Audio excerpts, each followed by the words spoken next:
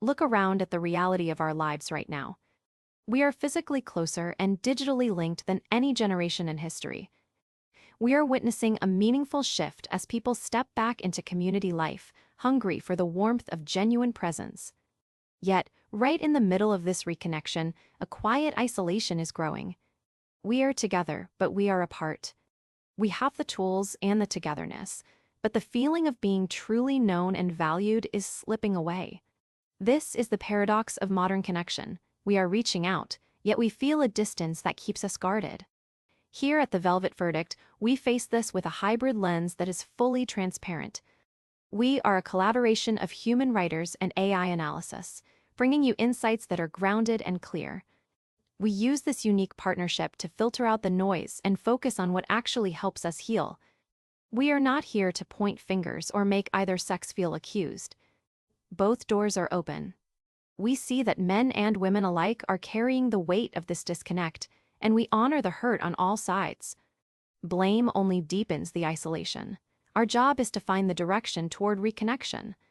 We draw on social science to understand the wound, keeping a strict line between the data that describes our situation and the compassionate perspective we offer as a way forward. We don't offer therapy or prescriptions. So, here is the heart of what we're wrestling with today. We're seeing a quiet shift in the air. More of us are looking for ways to step up, to volunteer, to be part of something bigger than ourselves.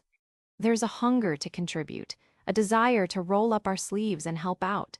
Yet, right alongside that renewed energy, there's a stubborn ache that won't go away. We're reaching out, but we're still feeling far apart. It's a confusing mix. On one hand, we want to belong.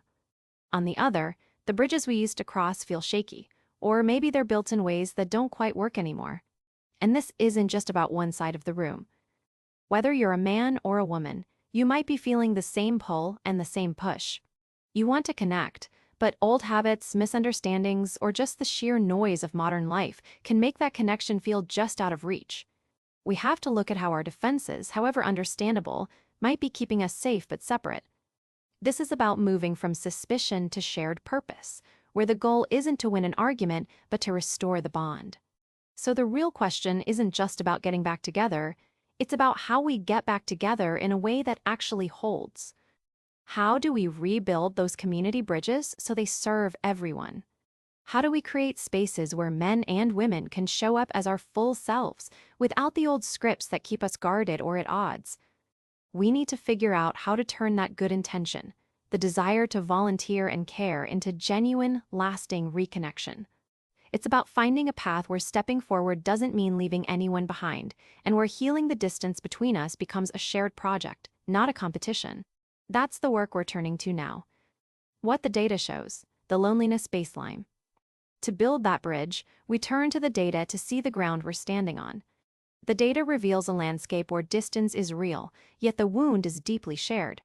About 1 in 6 Americans say they feel lonely or isolated from those around them all, or most of the time, and that burden falls roughly equally on men and women. This shared baseline shows isolation isn't a competition, it's a common ache we're both carrying, offering a solid starting point for mutual understanding, reminding us that we can heal this distance together. However, compassion means noticing where the weight presses hardest.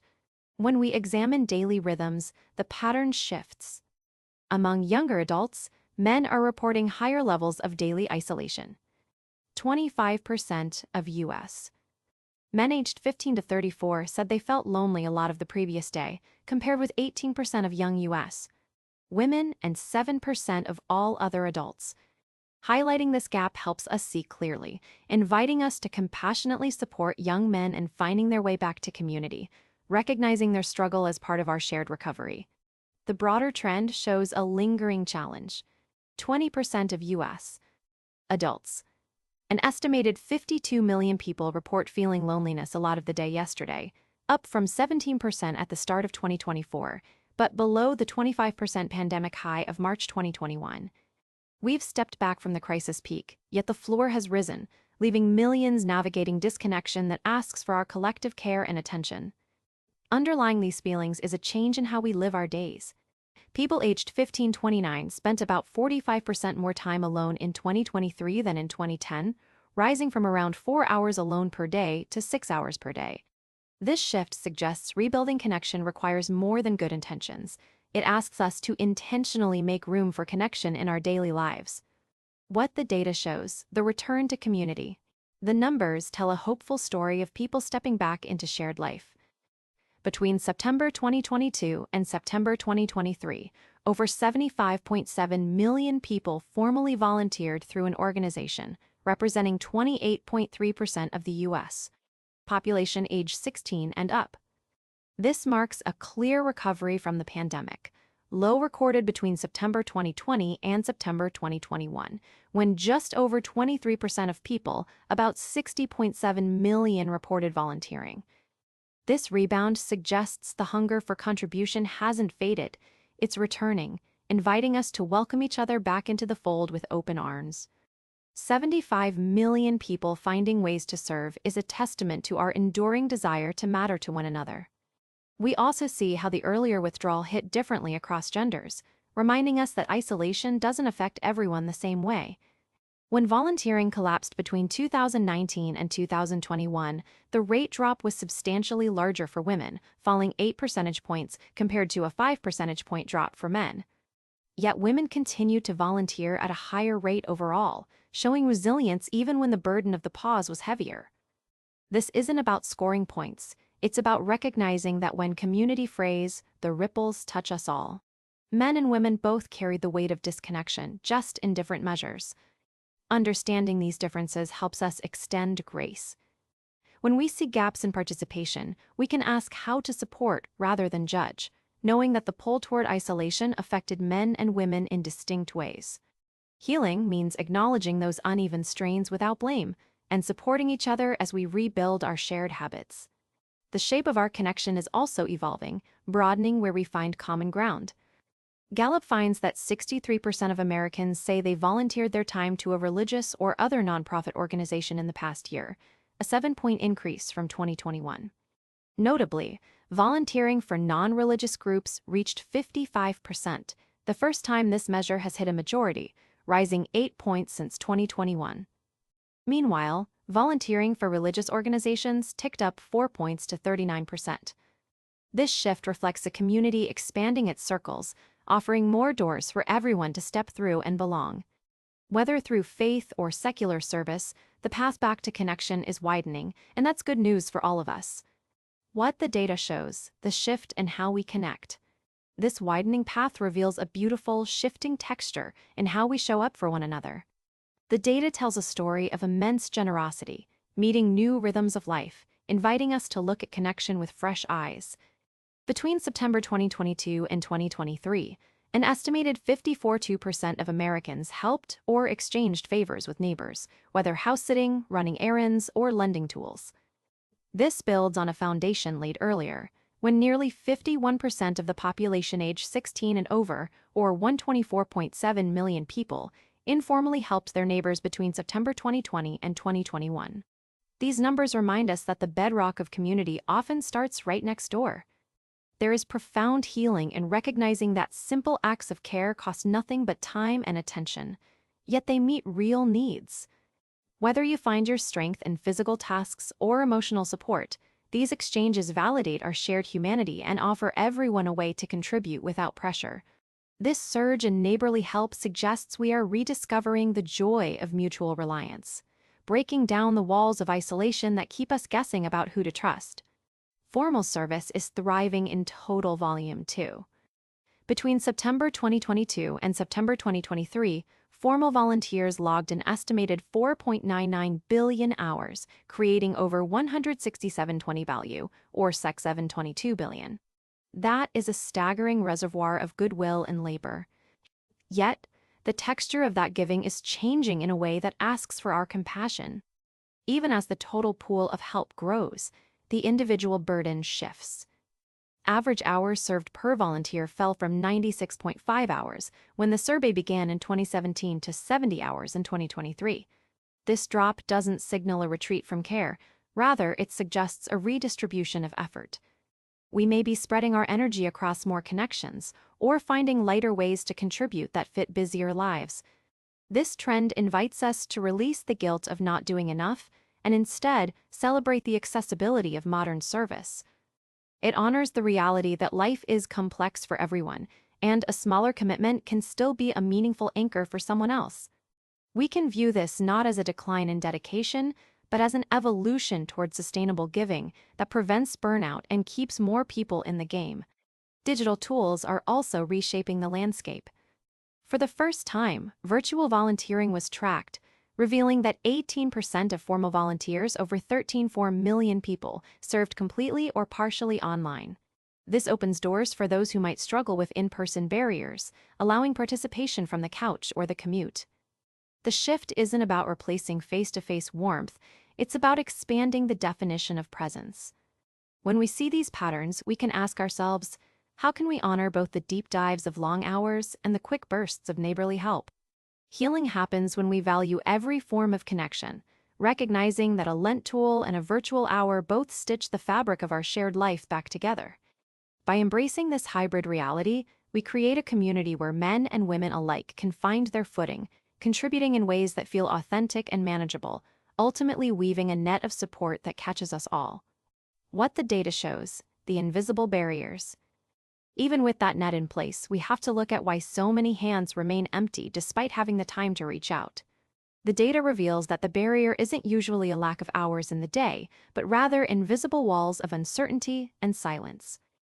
Gallup research shows that free time simply doesn't predict who steps up. Among Americans with plenty of spare time, only 31% actually volunteered, while 35% wanted to but didn't, and 34% had no desire to participate. This tells us the wound isn't busyness, it's something deeper. For those who want to connect but stay on the sidelines, the path forward is often clouded. More than half of would-be volunteers, 54%, say they are unsure how to get involved, compared to just 35% of those already volunteering who feel that same hesitation. This uncertainty affects men and women alike, leaving their good intentions stuck in limbo. Compounding this confusion is the quiet room where invitations go unspoken. Roughly half of would-be volunteers, 51%, report they simply haven't been invited or encouraged to join in. When we aren't asked, we often assume we aren't wanted or we fear overstepping, and that silence keeps us isolated. The gap widens when we look at who holds the keys to community. Pew Research identifies a small group of mobilizers, making up just 9% of adults, who volunteered at a rate of 77% in the past year, whereas outsiders, who represent 31% of the population, volunteered at only 13%. This disparity highlights a structural challenge. Community life often relies on a few highly engaged individuals, leaving the many without a clear bridge to cross. Recognizing these invisible barriers helps us see that the solution isn't about finding more time, but about clearing the path with clearer invitations and simpler steps for everyone. Both sides held different paths, same wound. The real work happens in how we actually reach for each other. When life gets heavy, men and women tend to walk different roads to find comfort, and neither path is wrong, yet both can quietly widen the distance if we don't notice them. Research shows women are far more likely than men to turn to a friend for emotional support, with 54% of women saying they'd be extremely or very likely to do so compared to 38% of men. This doesn't mean men lack closeness. In fact, both genders are about equally likely to have at least one close friend. The difference lies in how that closeness is activated. Similarly, women are far more likely to lean on extended family for support, at 44% versus 26% for men. Women often build emotional safety through verbal sharing and relational weaving, while men frequently process weight through shared activity, quiet presence, or practical problem solving. Both carry dignity. The friction appears when we mistake these different rhythms for disconnection. A man who doesn't ask for advice might be offering steady presence, and a woman who names her feelings might be extending an invitation to stay close. When left unexamined, however, these habits can accidentally reinforce isolation. We start assuming silence means indifference, or that directness means rejection. The healing direction isn't about changing who we are, but about learning to read each other's native language of care. We can honor the friend-centered and family-centered networks many women cultivate, while also making room for the quiet, action-based loyalty many men offer. The bridge forms when we stop grading each other's methods and start recognizing the shared intent underneath. We're all just trying to be held. If the weight feels too heavy to carry alone, reaching out to a licensed counselor or trusted community leader remains a wise grounding step. A direction to heal, rebuilding the invitation. So, where do we go from here? The path forward isn't about grand gestures or rewriting our personalities. It's about lowering the threshold for connection, starting with something as simple as the explicit invitation. We often assume that if someone wants to connect, they'll read the room or catch the drift. But in a world where everyone is juggling invisible loads, assumption is the enemy of intimacy. When we extend a clear, low-pressure invite, whether it's a text to grab coffee, a nod to a neighbor, or a direct question about how someone is really doing, we remove the guesswork that keeps us isolated. This isn't just one side's job, it's a shared practice of making space. Healing also lives in the rhythm of small, consistent interactions. We tend to wait for the right moment to have a deep talk, but connection is often built in the margins. A quick check-in, a shared laugh over a mundane task, or simply showing up reliably over time creates a safety net that makes vulnerability possible later. These micro-moments signal to men and women alike that they are seen and valued, not just when they're performing or perfect, but as they are. Finally, we must honor the limits of our own capacity. Community is a lifeline, but it isn't a substitute for professional care when wounds run deep. Recognizing when a struggle requires a clinician's expertise isn't a failure of friendship, it's an act of stewardship for our relationships. By inviting openly, valuing the daily bread of small connections, and respecting the boundaries of peer support, we can rebuild a culture where no one has to carry the weight of the world alone. We can step back into each other's lives, not to fix one another, but to walk alongside. Walking alongside isn't a destination we reach once and then forget about. It's a daily choice, a quiet commitment to show up for one another even when the world feels loud and divided. We are wired for connection, and we have the power to nurture it. Healing this divide doesn't require grand gestures or perfect solutions. It starts with the simple, often overlooked act of listening without judgment and extending grace to the person standing across from us, whether that's a partner, a friend, or a stranger. Men and women alike carry wounds that shape how we relate, and acknowledging that shared vulnerability is the first step toward bridging the gap. We don't have to agree on everything to value each other's humanity. When we treat each other's stories with care, we create room for healing to take root. This direction isn't about fixing anyone. It's about fostering an environment where both men and women feel safe enough to lower their guards. Remember, reconnection is a shared practice. It's not a solo achievement where one side must change while the other waits. It takes two hands to mend a tear, and it takes a community to hold space for growth. So let's move forward with intention. Let's check our assumptions, soften our edges, and invite each other back into the circle. Small steps, taken consistently, build the trust that isolation erodes. You don't have to have it all figured out to start showing up. Just bring your honest heart and a willingness to learn. Together, we can build a world where belonging isn't a privilege for the few, but a reality for all. Thank you for spending this time with us.